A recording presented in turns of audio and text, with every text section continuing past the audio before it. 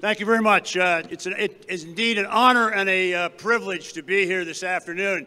And on behalf of the Commandant of the Marine Corps, General Joe Dunford, and Marines everywhere serving and Marines who have served, they want to pass along their best wishes, their congratulations, and their recognition for the victory that you all won 70 years ago. So on behalf of Marines everywhere, hurrah, and thank you very much.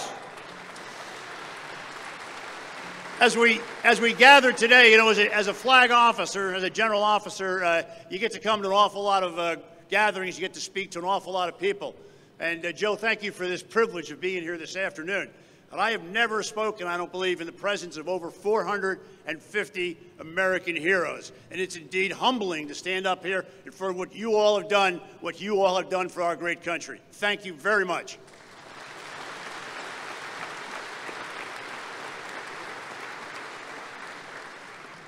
And I think when you stand in this magnificent hall and you look about you and you see some of the exhibits here, you realize that you're looking at some of the greatest accomplishments that this country has ever produced.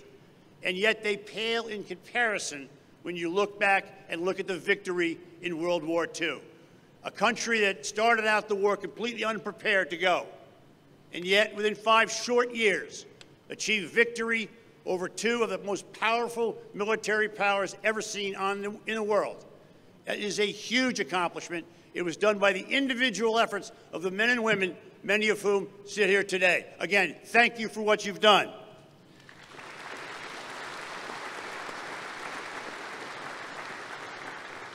And I personally have to say that I have interest in the Second World War. My father was a young Navy officer in 1942. And he was sent to London, England, to prepare for the invasion everyone knew was coming, where he met my mother, who was serving in the British Navy at the time. So without the war, without that chance meeting and a victory by Navy over Army in 1949, I wouldn't be standing here today. So again, I owe much to the war.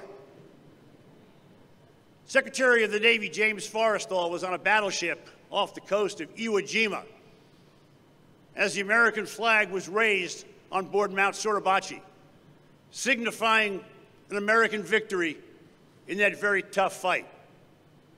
And as he gazed through the glasses to look at the beach, and he had seen the streams of wounded and dead coming off the waterline, and he saw the wreckage of landing craft, and he had seen the fight that the Marines and the Army and the Navy and the Coast Guardsmen had gone through on that small volcanic island, he made a statement.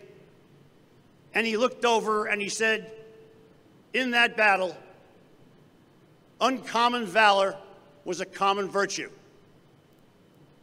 But I would tell you, I think when he spoke, he didn't just speak about the men on Iwo Jima. He spoke about all the men and women who fought in World War II. Uncommon valor. Because it was uncommon valor that allowed them the resiliency to come back after the defeat at Pearl Harbor. It was uncommon valor that led young men and women in small towns and big cities across the country to stand up, say, we will not accept this, volunteer, and entered the service with a pledge to succeed or die. And it was uncommon valor that led our Navy forces to operate in the Northern Atlantic and the Southern Pacific against an enemy well-armed and well-trained.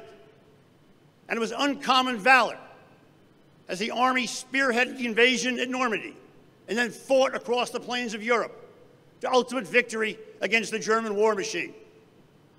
And it was uncommon valor for the forces in the Pacific to fight the island-hopping campaign against a well-entrenched, dedicated, ready-to-die enemy.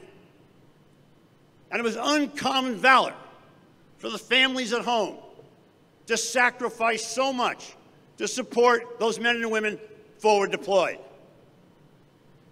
And ultimately, it was uncommon valor for those young men and women, after that tremendous victory, to come home quietly, to come home faithfully, to return to the cities and the small towns across America, and to build the American dream that we have today. Uncommon valor was a common virtue. It is indeed my privilege and my honor to be here today to represent Marines who have served, who are serving, and those Marines that will serve in the future. Because as long as there is a Marine Corps, I believe as long as there's the United States, and our young men and women are called to go forward, they will look at that symbol, that flag raising on Suribachi, but more importantly, that symbol of American courage that was shown throughout the war, in every theater, in every battle, in every campaign, and that will inspire them against any future enemy that is foolish enough to take on the great United States of America. Again, it is a privilege for me to be here. I hope everyone takes a moment to remember the fallen and also to remember the troops that we have in downrange today as we speak. It was my unfortunate duty last week to attend the funerals of the 4 Marines and the sailor killed in the Chattanooga attack. But what was inspiring about that was that their family showed uncommon valor by accepting it and having the resiliency to bounce back. And the outpouring of patriotic faith and patriotic support by people all over the country as we took those warriors to their final rest is nothing short of inspiring. So once again, thank you for what you did in the past. Thank you for what you inspire us to do in the future. May God bless each and every veteran here, each and every family. May God bless this great country. Thank you.